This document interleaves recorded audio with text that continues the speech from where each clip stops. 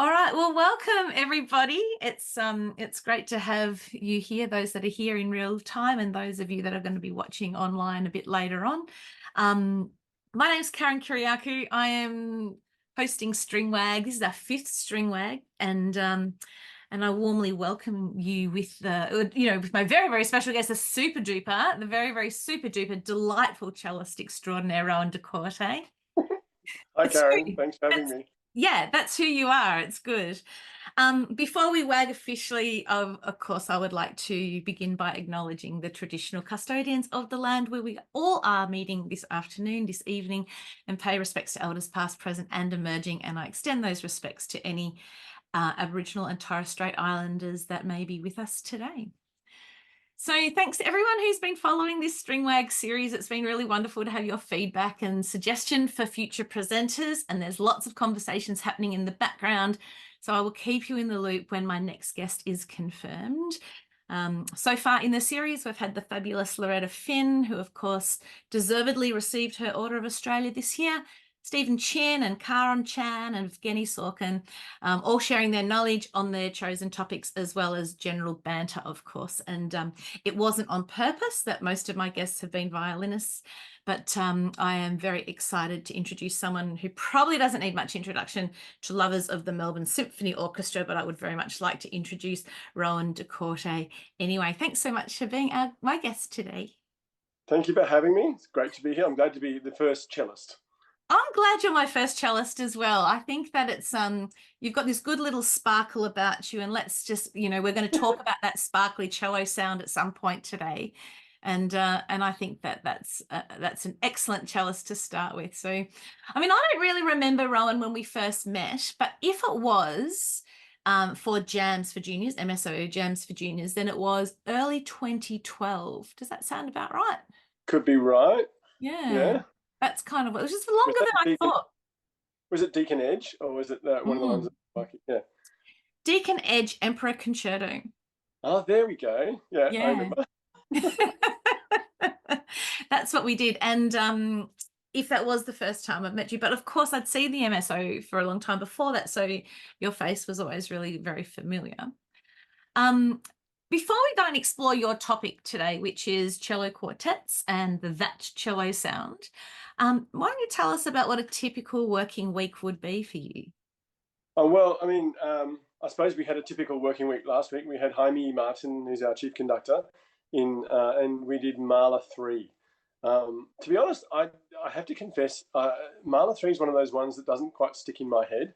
I can sing you, little bits of Mahler 5, Mahler 6, Mahler 4, and definitely Mahler 9. And 1. And 1 and 2. But yeah. Mahler 3, and then, of course, we play it and I go, oh, that's the one. Yeah, of course. Has this beautifully long, slow last movement. And I love Mahler's last, slow last movements when he does it.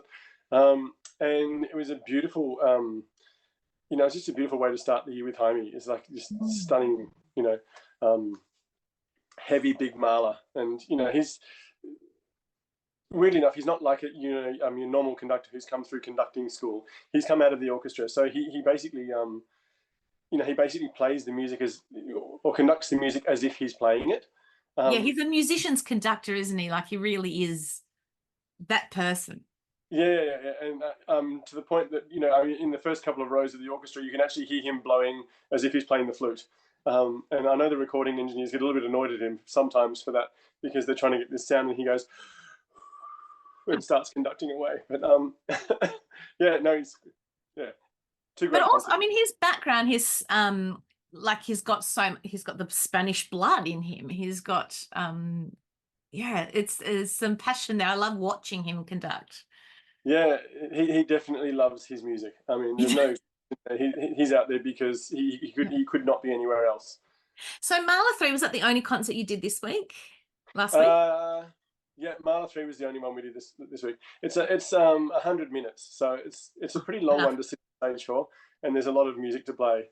But there's some stunning moments in it, like Shane Hooter's on the back of the sitting at the back of the hall playing the post horn serenade, and then we had this amazing singer who was singing with us as well. She had one of those voices where it sort of felt like it came from about 4 meters behind her. She just opened her mouth and there was this sound, and you go, humans aren't supposed to sound like that, but wow, you know, when you hear them do, it's like amazing. Yeah. I can see from the way that you're talking about it, it was such a really important and fabulous start to the year. Yeah, no, well, I mean, last year I remember we started off by doing Star Wars. I think it was Empire Strikes Back with this was this year, but yeah, No, Star the Wars. Empire. Well, you're about to do Jedi, right? So you're doing So Empire it must have Strikes. been Empire Strikes Back. Yeah. It was this year, and last year was Star Wars, and we did 2 Star Wars in the first week. I remember on the Saturday, and like Star Wars is actually pretty much like playing 2 Mahler symphonies. Mm. It goes for 2.5 hours, and it's just full on the whole way through. You are just playing everything that John Williams could throw at a score, because it's one of his early ones before he started to get a bit more refined. Well, I wouldn't say refined, but maybe sort of. He got the idea that he didn't have to put everything in at the same time. Um, yeah, and I remember that that was like the whirlwind start for the year. So this year feels like we've had a bit of a warm up, and then we get to some good concerts, and then suddenly Mahler 3 turns up, and we're all like, yeah, here we go. Yeah, you're ready. I Yeah. was asking you about, like, just before when we were chatting, we were talking, I said I'd heard something special had happened at the concert. Do you want to talk about that? Yeah, so one of the violinists, Kirsty Bremner, it was her last concert, and she's been with the orchestra. Um, I don't know since when, but she's played there for 38 years. So I'd have to do my maths properly on that one, but yeah, it's a long time, It's a lot of and years. it's a long time to sit in the first violin section of any orchestra. And I remember when, because one of my other jobs at the orchestra is I give speeches for the social club. So we have a group of musicians. When people retire, I have babies or weddings or that kind of thing. We always make a speech at work and give a present, that kind of thing. So Kirsty is about to move down to Tasmania and live with her mum, and because her mum needs some help, and she's decided to retire down there. And so we got her a nice pair of bird watching binoculars, which apparently are very good. That's what she loves doing, like going for nature walks and stuff like that. And yeah, but I remember looking at Kirsty, and when I first remember wanting to be in the MSO, like I grew up in Melbourne, I always went to the Music Bowl concerts and that kind of thing. I used to listen to any big concerts that I could get to in Hamer Hall. And it wasn't until they turned up in Cologne, where I was studying in 2000, that I suddenly just went, right, this is the orchestra I want to be part of, because I was sitting in the audience going, oh, my hometown orchestra is in Germany, in my city. And they came in with a lineup of really good orchestras. There was the Berlin Phil beforehand, Chicago Symphony had been there, New York Philharmonic with Kurt Masur, there was City of Birmingham with Simon Rattle. And so in this month of concerts, the MSO turns up. And, all the students like to go and hear what other orchestras sounded like. So, we'd sort of almost pass on the Berlin Phil to go and hear a new one. And the MSO came and gave one of those standout concerts that the MSO can do. And my friend next to me was sitting there going, why on earth are you still here? He said, you could go back home into like Australia and play in an orchestra that sounds like that. And I remember thinking, yeah. And it was the string sound that straight away got to us. And he sort of, and I remember Kirsty, and I had a chat with her afterwards. I don't know, for some reason we were just standing together. And I said, the strings just sounded amazing. She said, well, that's the way we play. That's how every string player feels about it. And I remember thinking that was really important to sort of identify that with the MSO. I feel it like in the audience there is a homogeneousness of tone and timbre and warmth, but just generally goodness, good happiness. Being the stringies are happy in the orchestra playing together. Yeah, well, there's this sort of, I think there's just this feeling that we kind of lock into, and you just have to know it's there. And it's like, I don't know, I suppose it's a bit like family Christmas. It can go either way, but I think generally, the orchestra actually knows it's got that sound and it's got that blood to bind it, and it sort of becomes part of your blood. And I remember in the speech I gave for Kirsty, I sort of said that when you join the orchestra, you get the keys to the string sound, and you have to take care of it. And it's sort of one of those things that everyone kind of takes quite seriously. I take it very seriously. I mean, I'm sort of the big champion for the string sound of the MSO. Yeah. But I'm a bit of a sound junkie, so I like the colours and the things you can do with it and the way it expresses emotions and stuff. Of course. And you were talking about the MSO string sound possibly, potentially, likely being because Hamer Hall's home? Yeah, so like I used to play with the SSO quite often, and so when I came back from Germany, back from Cologne, it was 2000, and they had lots of jobs going in the Sydney Symphony. So I went up there and I did well in one of the auditions. I didn't win it, but they put me on the top of the casual list, so I was working every week there. And that happened for about 3 years. But they have a completely different string sound altogether. And in a way, it kind of suited Sydney. It was very sunny. It was very kind of, surfy and breezy, too much salt in the air or something like that. I don't know. And and then when I came down to Melbourne, I remember thinking, but that's the sound I like. And I don't know, it's almost like the air in Hamer Hall moves slower or something like that. And so we kind of, I find myself playing the slower bows and just sort of getting a more deep and, in my opinion, sort of aiming for a richer, heavier sound. And that That's seems, so interesting. Yeah. it's quite So fun. No, sorry, when I was in Germany, I was in an orchestra that toured around all sorts of different halls, and every single hall sounds different. It's quite funny how you have to sort of readjust every time you play to yeah. where you are. I mean, I don't play on the concert stage, and but I do. I love going on tour with the orchestra, where we're every single night we're in a different hall, and just as soon as that pre-concert talk, if I'm doing the pre-concert talk, is finished, then the orchestra just races to the stage to get a sense of what it's going to be like playing in that space that night. Yeah, not always having sound checks and things that happen Yeah, on tour. So yeah, I love watching that and noticing that. yeah, and quite often those halls in the country are quite dry because they're multi-purpose halls. They've all been sort of built to a certain specification, so they're good for actors and singers and that kind of thing. And you can put rock bands in them, so they can't be too resonant, which we of course don't necessarily like. But you know, but some of the old places still have those beautiful halls. Like is it Hamilton that has that? Where we did the last string, Yeah, or the that was last the jazz. amphitheater. That was the amphitheater hall, I think. Yeah, Yeah. yeah, yeah. And right behind they had the old hall that we used to play in. That's like the old, Yes. Box Town Hall style. And Yeah. we'd play there in a heartbeat any day. Yeah, Well, I love that. yeah, I love talking to strings about their sound, and I'll talk to you about yours shortly. But I mean, so your typical working week isn't necessarily always Mahler 3, but it is the concerts on the weekend and rehearsals through the week. Are you teaching? Are you doing any teaching? yeah. So I have three teenage boys. They all go to Melbourne Grammar School, which is a great school. It has a good orchestra, and that's one of the things I really like about it. Um, my father-in-law went to Melbourne Grammar, and he was head of the old boys there, so there wasn't much choice in that department. But they're loving it. They're all good. So I teach there one day a week, basically on a Monday. So I have a little cello quartet that's there, which is kind of fun. They all think it's a bit of a joke, but I try and whip them into shape. And Yeah. yeah, so I'm teaching a lot of kids. Some of them don't necessarily want to be in the lessons, but we try and make it entertaining for them. Um, they're the students I try and get them to imagine what it must have been like to have been, living in Baroque times, where if they were the first child, they were the ones who had to actually go down every morning and get water from the well. But if they were the second child, then they were the ones who had to empty the chamber pots. So you had this sort of, they have to decide which job's better. And once you get those kind of stories out of the way, then you know, okay, now so what sort of music did they listen to, and who played it, and what was it all about, and they usually get sort of fascinated with the poo stuff and everything, like. Yeah. What do they say? You have to meet the kids where they're at. Yeah, So basically, yeah. straight for the toilet humor, and then you've won them over. Do they realize how special it is to learn from you? Oh, they couldn't care less. No, Yes. no.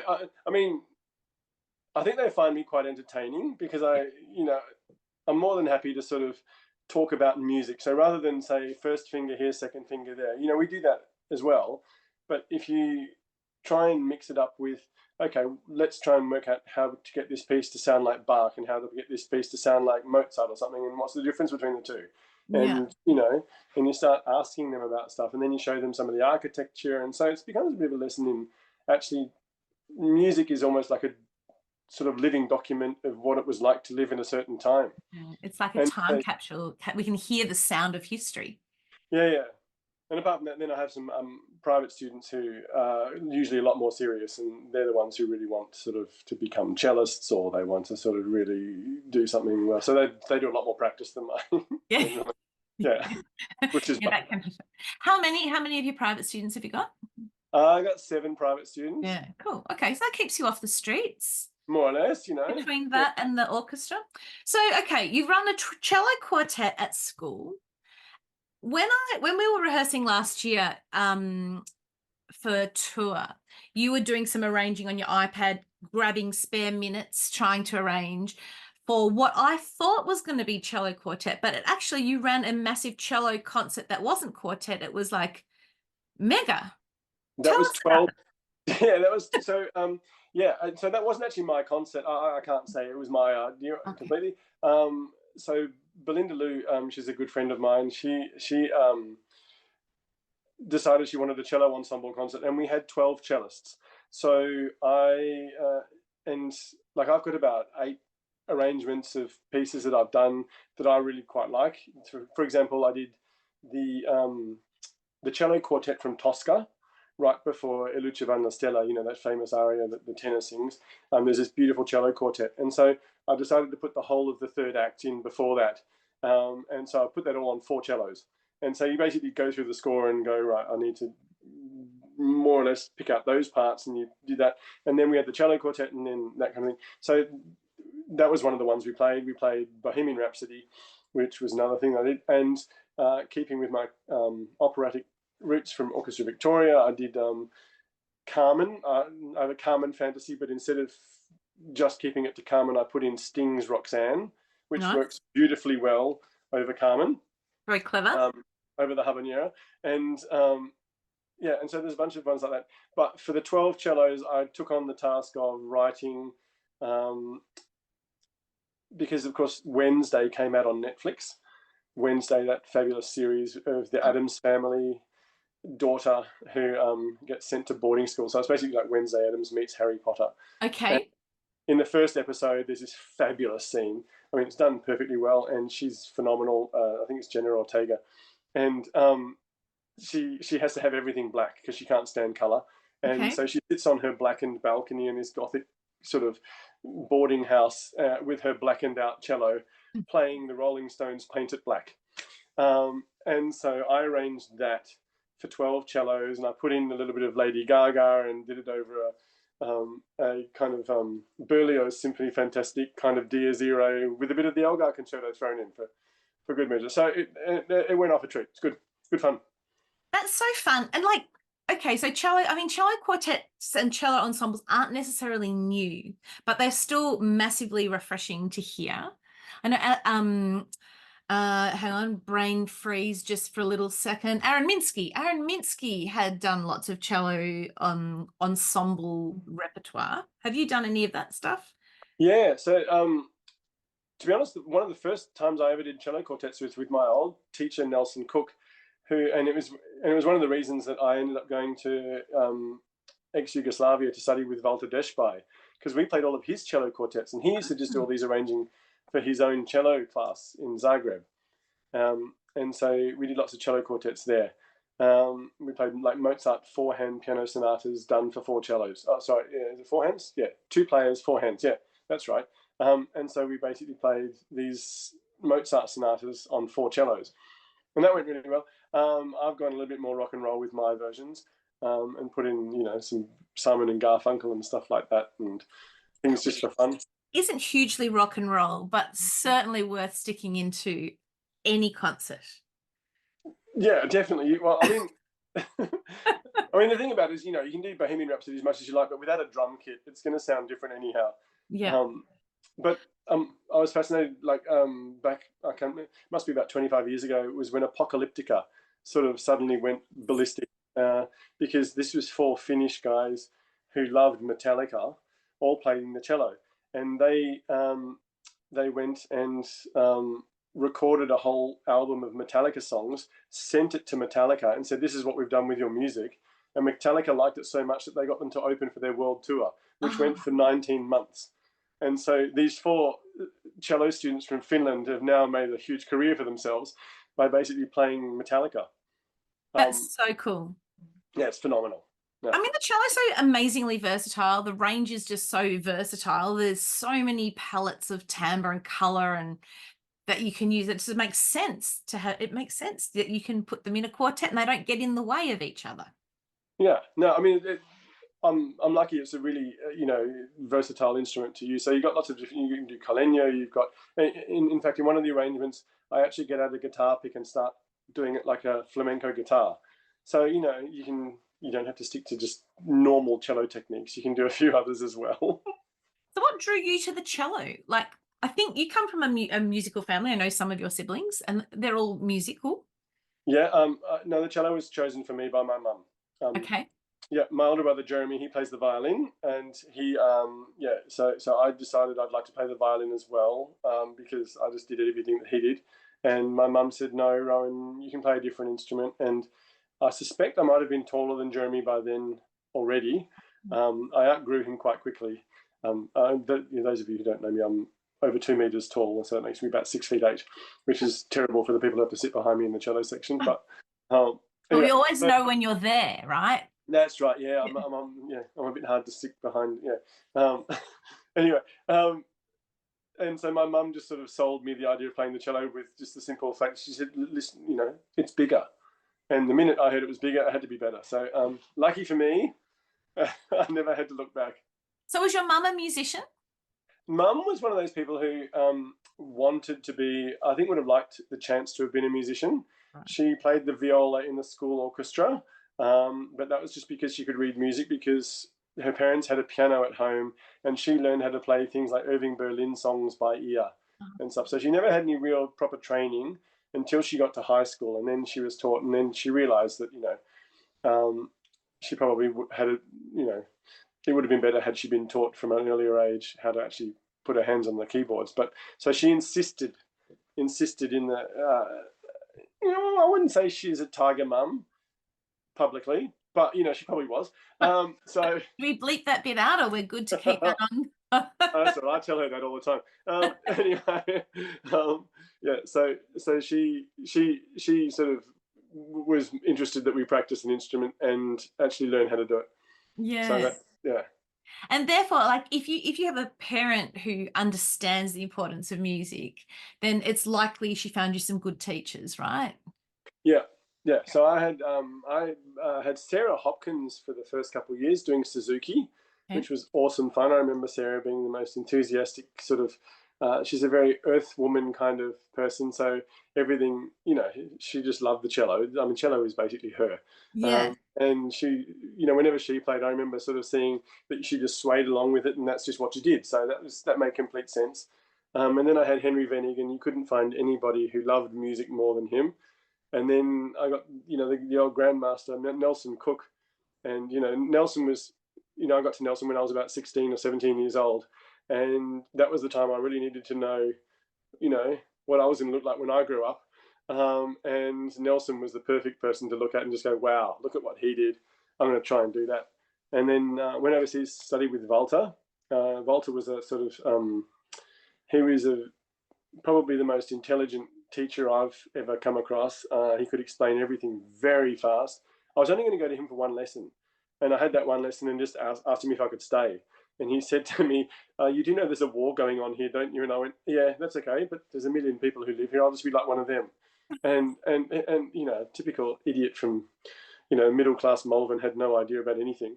And so I ended up living in Zagreb for over a year, and then after that I went and studied in Germany with a man called Klaus Kangisa, and he was a very Germanic teacher. That's the way I describe him. He's someone who would immediately start by talking about the composer. Like let's say you're doing Beethoven, and he would talk about Beethoven's style and Beethoven everything, and give you all of the information about Beethoven, and then you'd start with the piece, and you'd be learning the themes, and he'd break it up into sections and talk about. He had a list of harmony, melody, all of these things you had to sort of understand and do, and so you went through the whole piece sort of without leaving one stone unturned. And so he was, he loved to talk, and he loved his music that way, and he was very analytical and sort of very clever. My problem with that in the end was that by the time you got to perform it, you sort of always felt there was so much you were missing out on by the fact that you knew what you were supposed to in and so you almost felt a bit paralyzed by the too much information. So it took me a while to work out how to deal with that.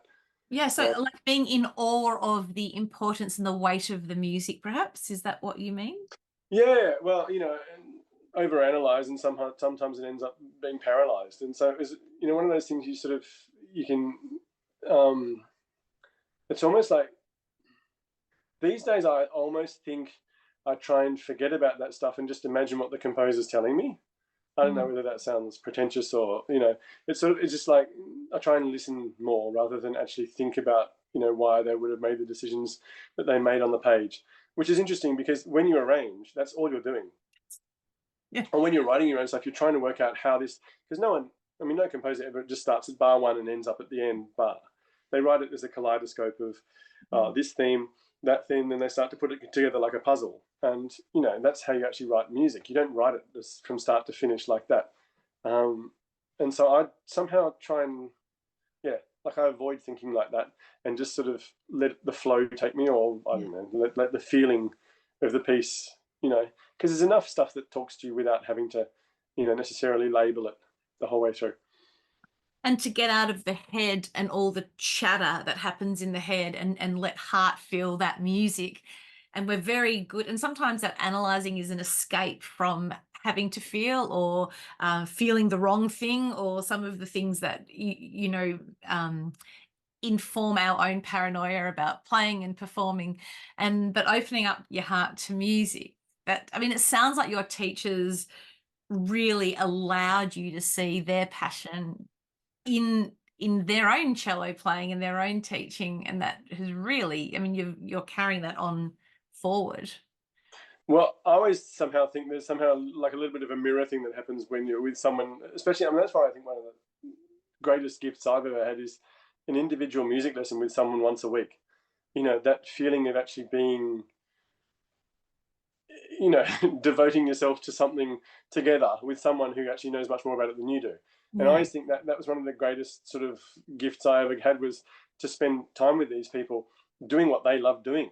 And, and I know that being a father, I drive my kids around everywhere. I complain about them. I cook them meals. I do all this, buy them clothes, pick up the dirty laundry and everything like that. But it's like, but put me in front of a cello and it's like, great, now I do what I do. And that's my somehow thing.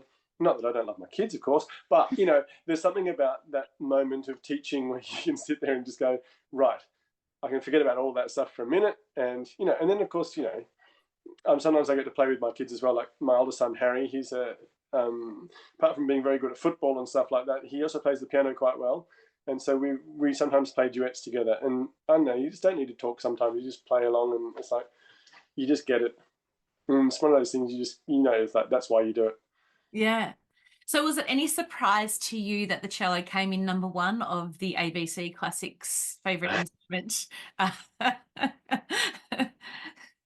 Well, it was funny because the MSO said, "Oh, Rowan, would you mind doing a radio spot?" Like this is a week before the final vote came in, and so I said, "Yeah, sure, I'll turn up on the radio and talk about the cello." And I took my cello into the studio, and Megan was in there. Megan Burslam, she's a fabulous presenter, and she sort of said, "So, Rowan, I know you'd like cello too." And I said, "Megan, this is competition for second place. Everyone knows, everyone who has ears, everyone who understands the importance of listening to something knows that the cello is going to win because you can't beat it. And, no matter what anyone else says, this is all a race for second place. Cello's going to win." So I called it a week before, but it was like, Yeah, it was going to be the cello, the violin, the piano, wasn't it, out of those? And I think there's the warmth that cello is just going to win that one. But, I did enjoy that week or the weeks leading up to that voting because, you get some person that plays the ocarina and they're coming there trying to push the ocarina and you're going, quirky, funny, but not favorite. That's the thing about a melody on the cello will just sort of, it's like, I always say, I say, let the flutes and the oboes and everything have their filigree, let them be the firework display and everything like that. Let the violins dazzle you with technical abilities and let them sort of carry tunes to whatever. Let the French horns take you into battle, let the trumpets ride you home, let the trombones sort of fill you with awe and fear and everything like that, and everything. But when you want to do a love tune, you've got the cello, and it's like you can't, all you need to do is see 12 cellos in a row, pick up the cello and like that, and it's like you just go, yeah, come on, okay. Composers knew. I mean, you have to be at one with your instrument, don't you? You're literally embracing it with love, and but it's more than that too. It's like it's all those colors that it can make depending on what it needs to do in the moment. Yeah, I mean, it sits on your heart for one. So Yeah. it's like that cello actually, it's between your knees, and the other place it contacts you is actually right on your heart. Yeah. So Right.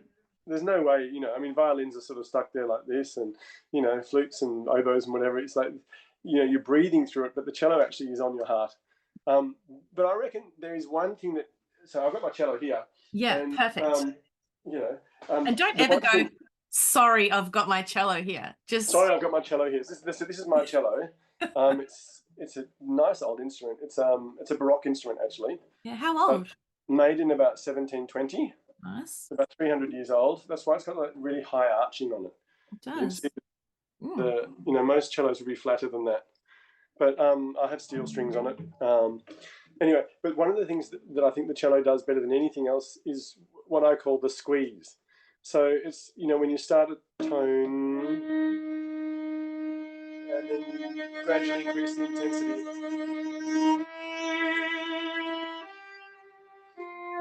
So you sort of pull the tone tight and then you let it go. And it's, no other instrument really can do that quite as well as a cello. Yeah, I'm going to get you to do that again. But what I'm going to get you to do first is, how we fixed your sound and then we logged off and then we didn't refix it? I'll fix the sound. Yeah, and then do that again because it will be worth it. Okay. If we go, Yeah. I'll do a different.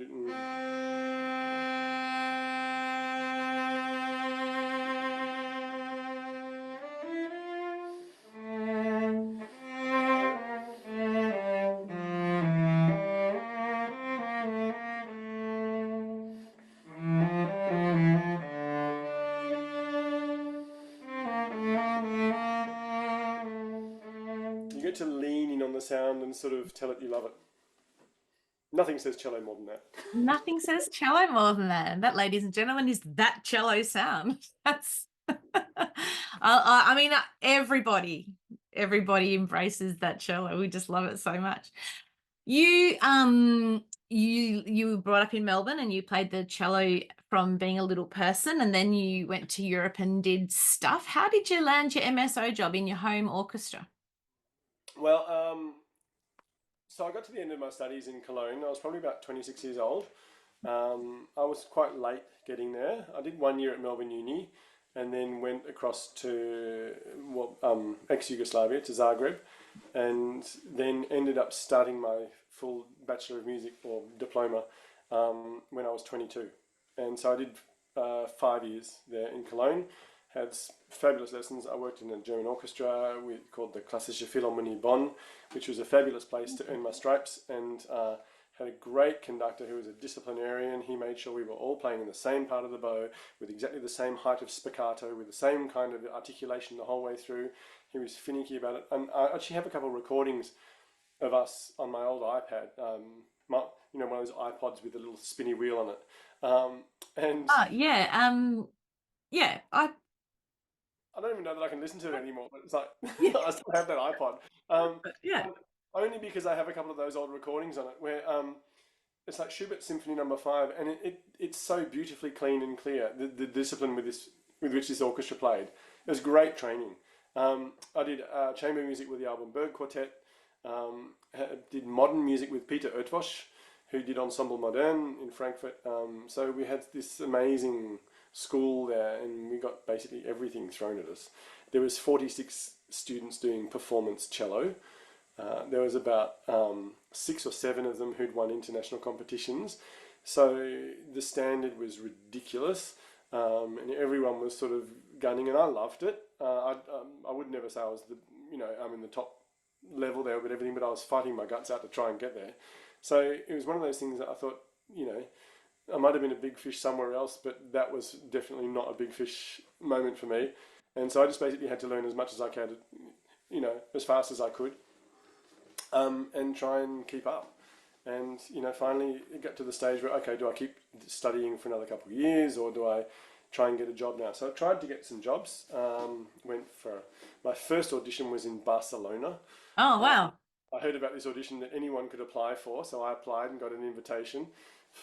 Went down to Barcelona, flew out of the first round. I think I was candidate number 14 of 128, and they basically just shoved through people really quickly. How many jobs? Was it for one job? 128. One job, yeah. Um, and so then I did a couple other auditions. I ended up doing a Berlin Phil audition, which I think terrified me more than it should have. But I didn't play my best that day. But and then the MSO came through on tour, and I suddenly just went. My friend Daniel just looked at me and said, "What are you doing here?" And he said, "Go back there and play with them." He said, "Because you can." And because everyone in Europe knows that Australian jobs, because they locked them down for Australians for the first two auditions, which I think is actually probably it's a good thing. I'm going to say I come down on the favour of holding auditions for Australians first, and then when they can't find them, they hold them internationally. I So did not know that they did that. yeah, it's one of those things that I think it's sort of like it's a government policy that if this is our taxpayers' money being paid for these orchestras, then we should do it for our citizens first. I know a lot of other countries do it, but they don't necessarily say it. But Australia actually does that. So it's Australian New Zealand residents only for the first two auditions. Okay. Yeah, but I was going for, there were jobs in Sydney. And so, like I said, I'd started to do auditions there. I did 3 auditions in Sydney, got to the last round every time, but never got a job. This was the story of my life for a while. You told me the magic number before. Are you happy to announce your magic number? Yeah, so the MSO job that I actually won was audition number 26. Yeah. So yeah, I'd done 26 auditions, had not won one. I got a contract out of Orchestra Victoria where I stayed for 5 years. Thank God, because I played opera. And opera was one of the best blessings I've ever had to do. And also, I think as a cellist, playing opera actually gives you an even better sense of how to play the cello because it's all singing. So everything you do in an opera orchestra is singing. And you try and match what singers do. And singers have no concern about anything, rhythm or anything like that. They just care about their sound and how they sing, and they breathe and they do all those things properly. Because they couldn't not do it.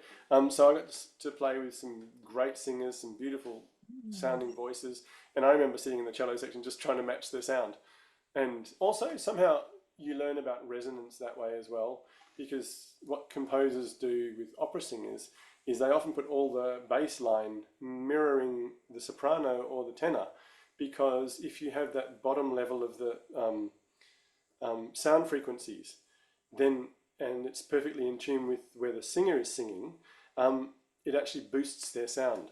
So you're basically creating a resonance in the room at say 110 hertz, and for a low A, and if they're singing an A at 880, then somehow their sound actually gets carried through the room. So you've got this sort of spectrum, and it actually boosts their singing. So that's, if a composer is really good, then they do that. And when a conductor pointed that out to us, it made complete sense.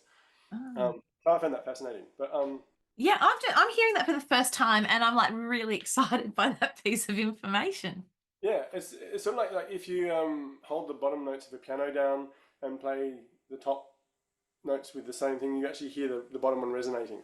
Well, we do that in string playing, don't we? We play our octaves and Yeah. against an open string, and that's like one of the first things that we teach our kids when we're trying to play in tune. It's like you can test it, does it ring?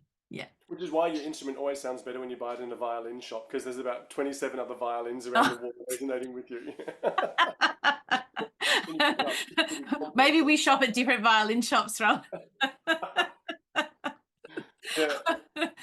If you could talk to the graduate Rohan de Korte, so you've just come out of, I mean, you said you did 1 year of Melbourne Uni, but then you went to former Yugoslavia, which is now what country? So that was Croatia. Oh, Croatia. Okay. So you've just come out of Croatia. Knowing what you know now, what would you tell him then? Oh, so interestingly, the main thing I would tell, because I have um, I think the most important thing I would try and tell myself is how to deal with the anxiety of performing, because I find that quite stressful. I'm not a I'm always the last person on stage at the MSO. I don't like sitting out there without playing.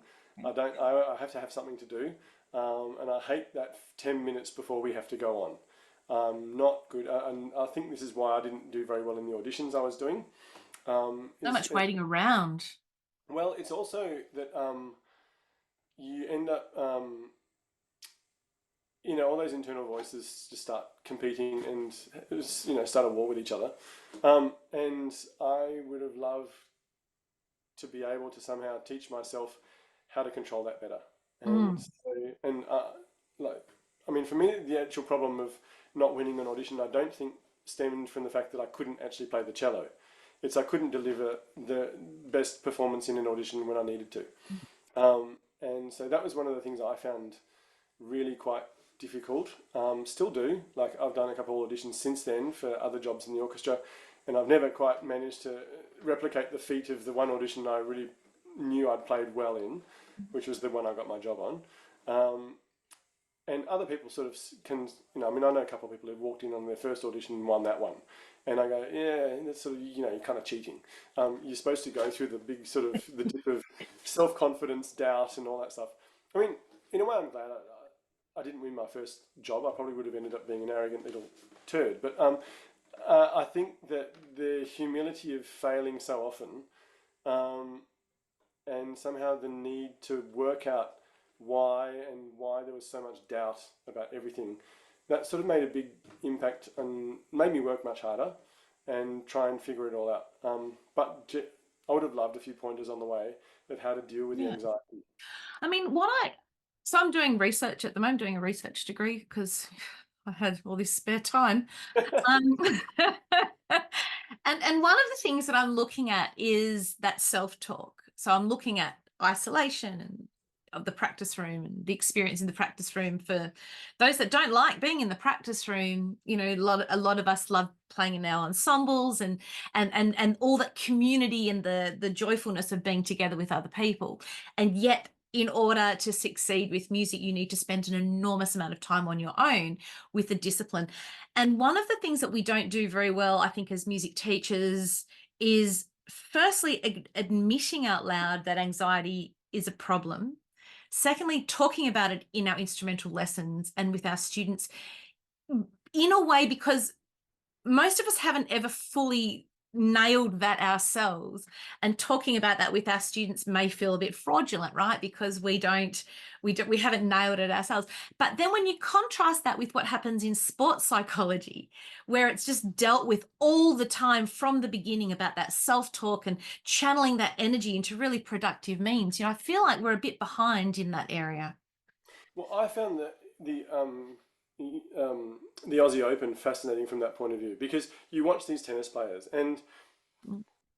who was it, Sinner, who was down, match point in the third set and ends up going on and winning it. I mean, you go, that's an amazing turnaround mentally to actually, and you could just see the way, and I saw Djokovic do it. He's probably the master of it. He's the master of being able to just sort of lock down and actually refocus his game. So he basically sort of ignores the other opponent and I kind of think he just sits there and does his basics. He goes straight back to basics. He makes sure that he's hitting cleanly through the ball, and you see him loosen his shoulders, and he sort of ends up straightening up, and he just goes and does it like he says, okay, for the next two games, I'm just going to hit the ball beautifully, cleanly, and sweetly, and then he goes from that to sort of like cleanly, sweetly, but on that corner, cleanly, sweetly, but everything else, and then he builds layer by layer once he gets the confidence back, and once he gets that, and like I was fascinated with how that happens. And I'm sure there's something about that. You just have to sort of, because I always find the main problem with anxiety is it becomes a bit like a bottleneck. And so there's so much you want to do, there's so much you want to give on stage, there's so much you want to have happen straight away, but trying to force it all out at once doesn't work.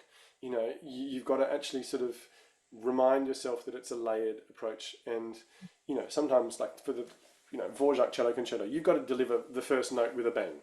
You've got to have everything going in the same direction.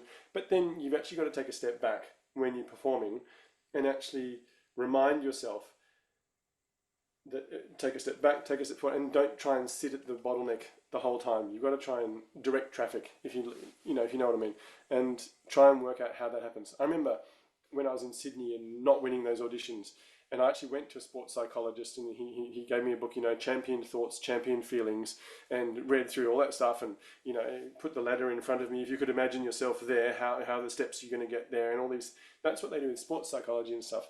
I don't know that it sort of applies that well to music. It doesn't fully translate, does it? But and part of that is the competitiveness. We don't have that. You don't need to beat the person sitting next to you in the cello section. No, to make them sound better. Yeah. Yeah, but the principles can still apply, that it's possible to overcome, a loss, and then win. Yeah, well, I mean, I kind of almost didn't though, because I actually went. My contract with Orchestra Victoria after 5 years finished, and I went for the job there, and I didn't get it.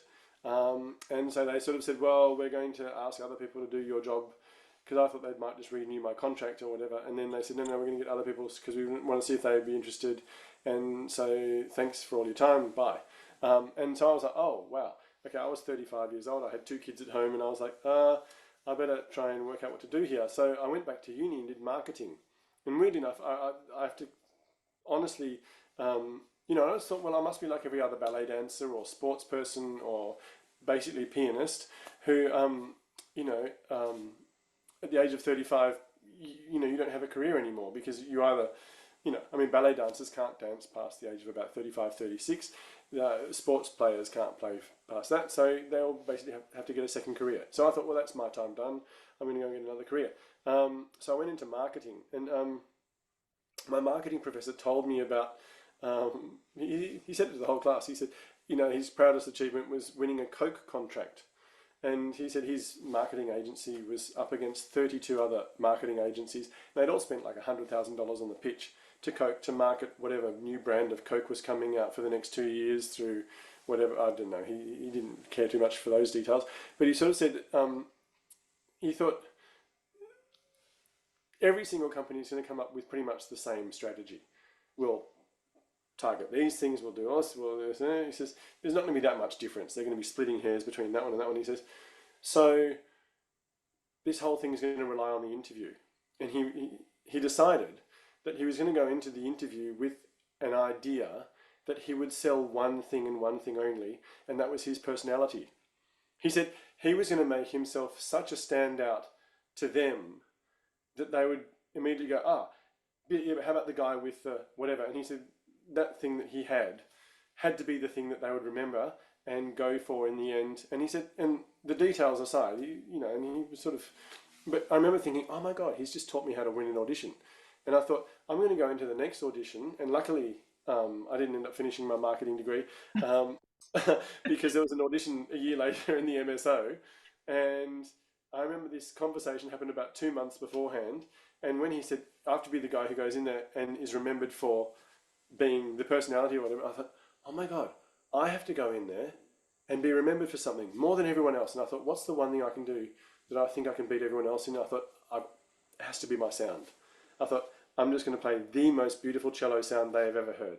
And the minute, typical boy, I can think of one thing at once, but, I'm not very good at multitasking. But the thing is, it's like, once I had the idea of just one thing in my head, and of course everything falls into line behind it, the character of the sound, the dynamic of the sound, the personality of everything, every piece and everything like that. But I was just going to make the most beautiful sound I possibly could.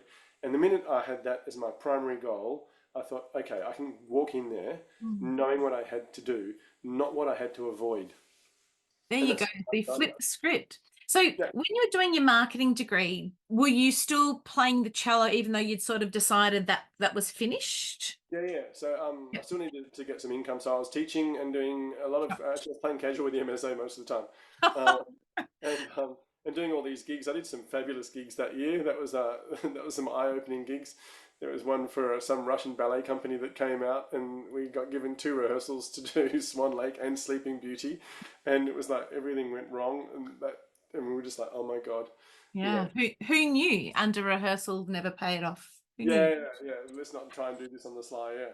So then you had this audition and you had to get gig ready, I mean, audition ready again. But then you've sort of got this distraction of this other degree, and it probably helped. Definitely, yeah. I mean, I was sitting there, I remember the night before the audition, I had to complete an assignment. And I was like, just going, and I remember thinking, I remember the assignment exactly. It was like we had to sell or find a strategy for selling a product made by Mother Nature's teardrops. It was some made up company for skincare. And I remember thinking I had to come up with a slogan and explain why the marketing would work for this Mother Nature's teardrops, you know. I'm so glad you're a cellist with the MSO. I would never sell Mother Nature's teardrops to anybody. I wouldn't believe it. There's always like 5 questions I always ask everybody at the end, as we don't have to be at the end, but we're coming to, an end. So don't linger too long on all of this. Do you have a favorite piece of music? Marla 9. So Categorically, it won. completely. No, only because it means so much to. So when yeah, okay. There's a story there. I left Zagreb in. So I, I kind of stayed years. I went and studied in Zagreb, and it was great. There was a war going on. It was a pretty hard place to live. People were struggling a lot. People didn't have much of a social life. There was, I mean, I was claimed as a refugee by the family I was living with in the back room where I stayed. I had to avoid my landlord at all costs, which meant I had to practice 8 or 9 hours a day, just because if I was playing, he wouldn't disturb me.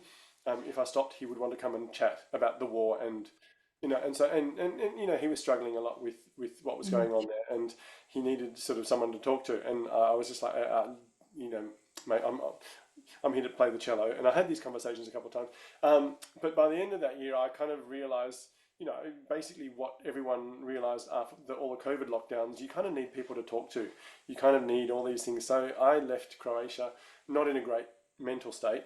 I remember I was very depressed. I was very sort of at my wit's end. I'd sort of ended up like a dog who'd been left alone too long. No one really to talk to and that kind of stuff. And I remember thinking, well, maybe I don't want to do cello at all. I sort of had this very love-hate relationship with the cello. I'd spent so long with it, and it had been quite unrewarding. Well, I mean, I learned a lot. I knew I could play much better, but I couldn't do it. And one of the first places I went to, took the train out, got to Berlin, um, and rang up this guy called Brett Dean, and he said, "Oh, we're playing a concert tonight. Come and listen." And so I just went, "Okay, cool." He gave me this ticket, and I sat in the back of the hall and heard Mahler 9 for the first time ever. Now, this was back in the day of CDs and everything. I'd only ever heard Mahler 1 performed by the MSO, and I had a CD of Mahler 2. And I didn't know anything else about Mahler. And Brett said, "Oh, here's the score. Have a look." And I was like, "Oh, I don't know what the score kind of, And he said, "You'll like the last movement. It's the last thing Mahler ever wrote." And he says goodbye. And I was like, and so we got to this symphony, and I was fascinated. I found the Berlin Phil was overwhelming. The sound they got was just unbelievable. They were playing at home. They had taken Mahler 9 around the world on tour, so they were playing it so well. Like orchestras, when they play something on tour a lot in different halls, it grows into them.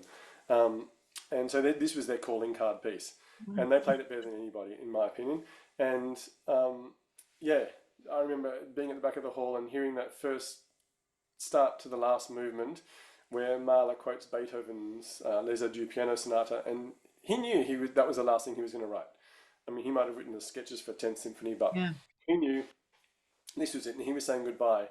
And he puts that chord, chord number 3, where he changes it to a minor, and it hits you so hard. And I was in the back of this hall, bawling my eyes out. I was just sitting there going, this is what I want to do. This is why I play the cello. I want to one day do that. And Yeah. luckily, I've had some good performances of Mahler 9 that I can just go, yes, thank you. Oh, I've been there. I know what that's like. So anyway, that's Mahler 9. is that on the playlist for MSO 2024? No, AWO did it last year, so Yeah, I okay. do that. That was great fun. That was a beautiful performance. And Mhm. the one that I really remember was Sir Andrew Davis doing Oh, it yeah. with MSO, and that was I don't know. He has a good feeling for Marla. Like he's got a really good. He gets the tempos really well, and the feeling is right. And I remember that one being a particularly special one. Yeah, nice. Very good. All right, next question. Do you have a favorite city? Um, that's a tough one You've actually. been to a lot of them. Yeah. Um, I don't know. I do like beaches. I love, I mean, despite the fact that I had an accident surfing, Which we didn't get to tonight. I know. But, but I nearly brought it up, and then I thought, oh, well, you're sort of on this other role about your sound and stuff. But it seems we were talking about anxiety and self-talk and all that kind of stuff. You did have an accident that stopped you playing for quite a while, It was a but you pretty got severe out of it. one. Pardon? It was a pretty severe one, yeah. It was a pretty severe one. Yeah. Yeah, I broke my neck surfing. So, Yeah. yeah, that was a fun moment. Not really. I've got 6 bolts in my neck and a beautiful scar across there. Um, yeah, but so that was yeah. I mean, um, but I do love body surfing. Probably should have just kept it to body surfing and not doing real surfing. Yeah. Um, But what was the time frame from accident to playing again? Like playing back at capacity? well, interestingly, so yeah, not long at all actually, Wow. because the operation itself, it was 6 weeks. So Wow. once the operation, yeah, so they looked at my neck and sort of went, okay, apart from probably being about the luckiest person in history, you're the one in 1,000 who walks away from this accident. I hit my head on the sandbar that was there. My chin hit there, and I crushed one side of my C5 and cracked the other side.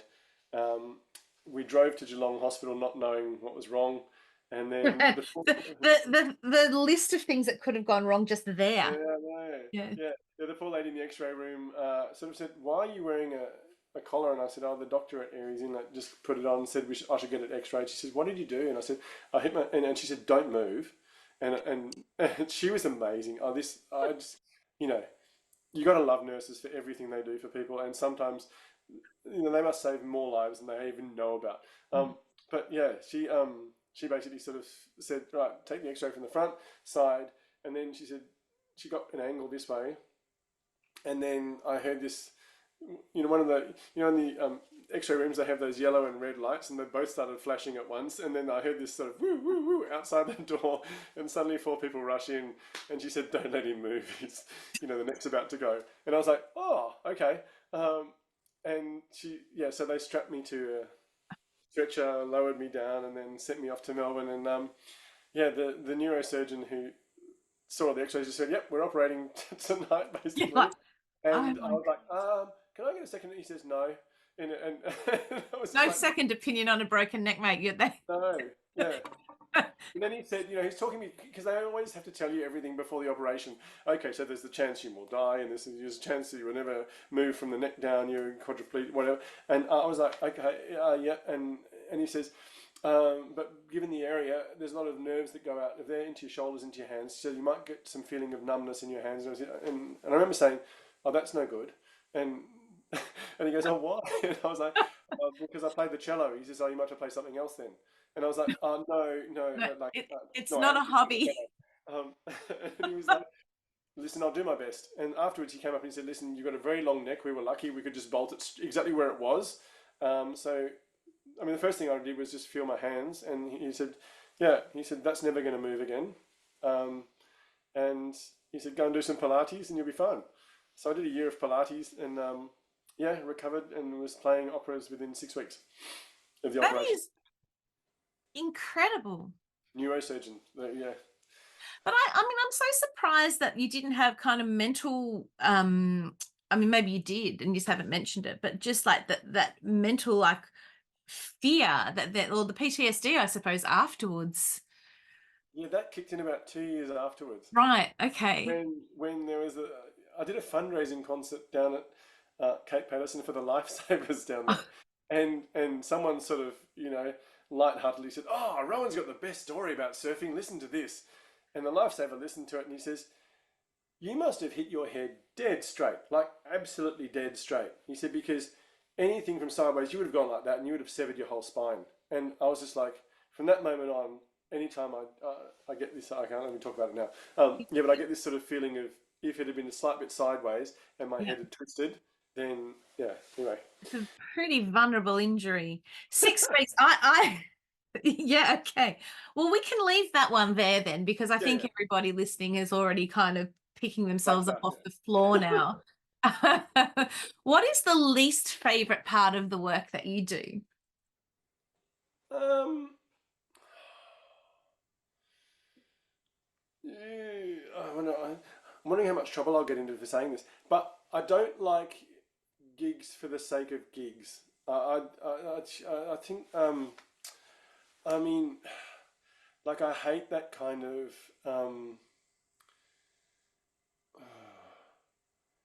the slight gigs that don't matter. And like, I mean, we're so lucky to do what we do. I mean, I always feel it's a huge privilege to play music, and it's there's so many things that I mean, I've lived in one war zone and seen and heard stories, and it sort of comes home when you're looking down the street in Zagreb, and I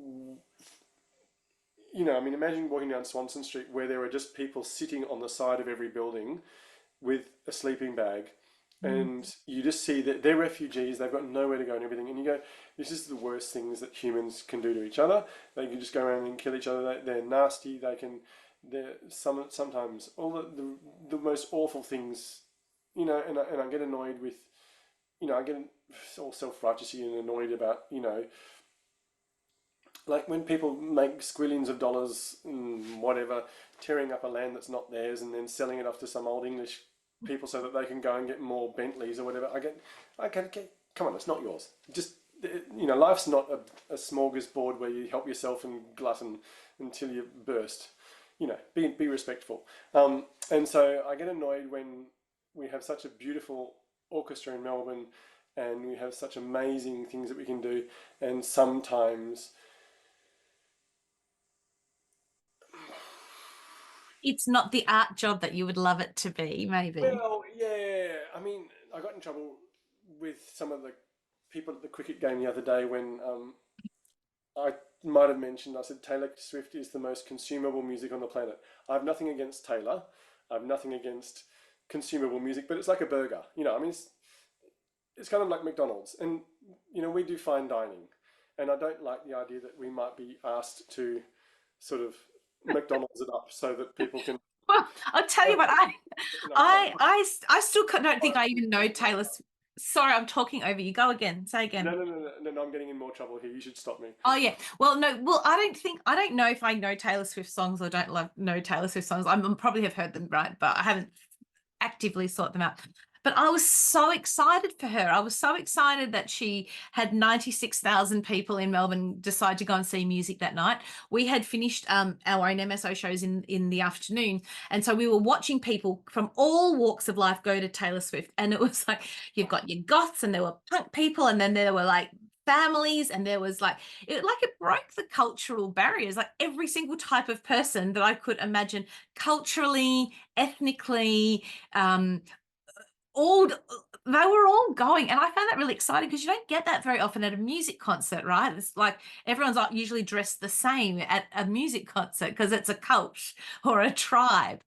And I found that really quite exciting, and also the fact she plays her own instruments. Like I find that that's a notch up from some of them. But all right, I'm going to ask you now your favorite part of the work that you do. To be honest, the people. I mean, when I say I'm a sound junkie and everything, I I love the culture of being in a team. So I'm definitely someone who has to be around other people. Yeah. I always there. So I just the teamworking part of it, and trying to match sounds with everyone around me and see that they're all having fun, and the conductor's there, and I mean I think the MSO is a really nice orchestra to work in. Yeah. Yeah. I love you all in the orchestra. I do.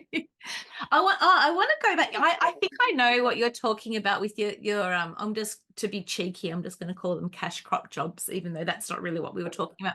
I bought my car from a guy who who was obsessed with Kiss. Yeah. And right, and he had on the car there were Kiss stickers, Kiss decals. The license plate number was Kiss. Everything was Kiss. The CDs in the thing were Kiss. Everything was Kiss. And I said to him, if you want any of this back now, because it isn't going to stay when it comes back to my place. And anyway, we got talking about music because it's like when I went to his whole house was about Kiss. And the only time he had ever seen the orchestra was when Kiss played. But he came away from that like really inspired, promising himself that he would come back to see the orchestra. I don't know whether he ever did, that was a while ago. But I do like to go to the Harry Potters and the Star Wars, and I always chat to the people next to me. Is this the first time you've been to the orchestra? It nearly always is. And by the end of it, they always say, I'm going to come back.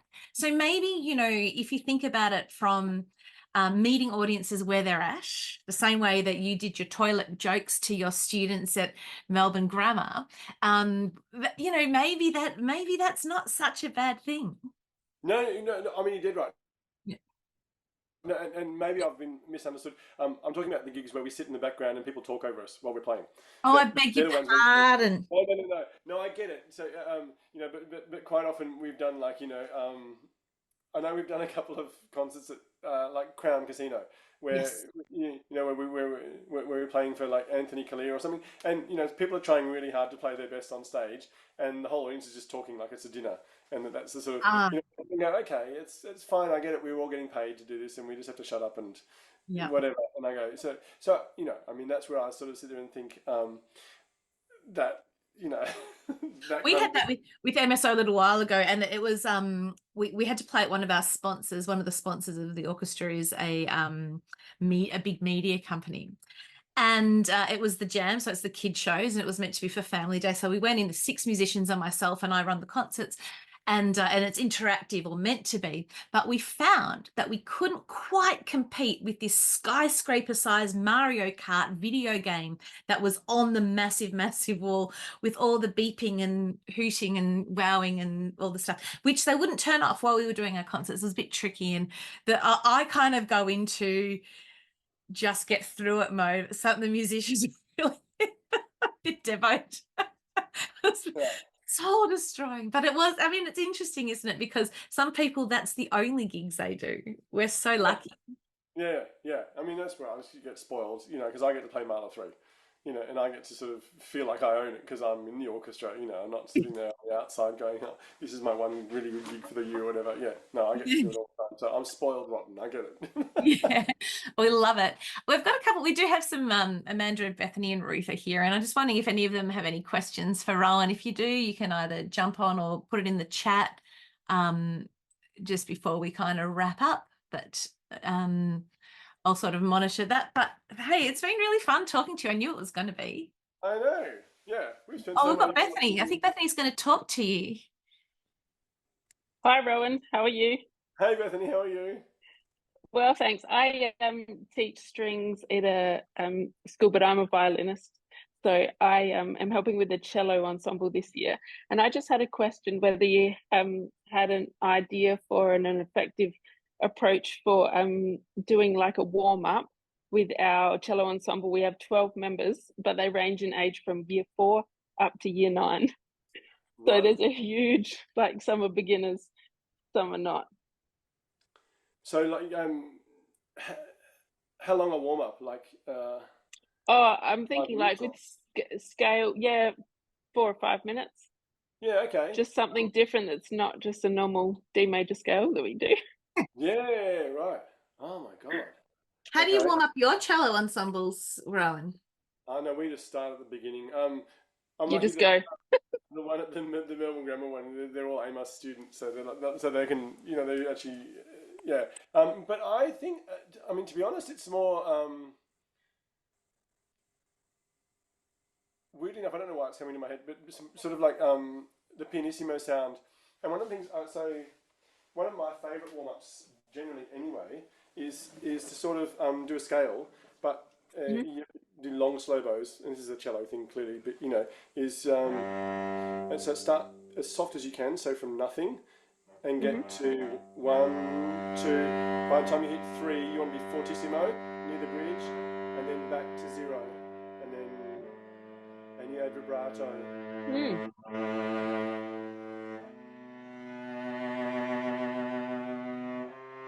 And I call it the squeeze.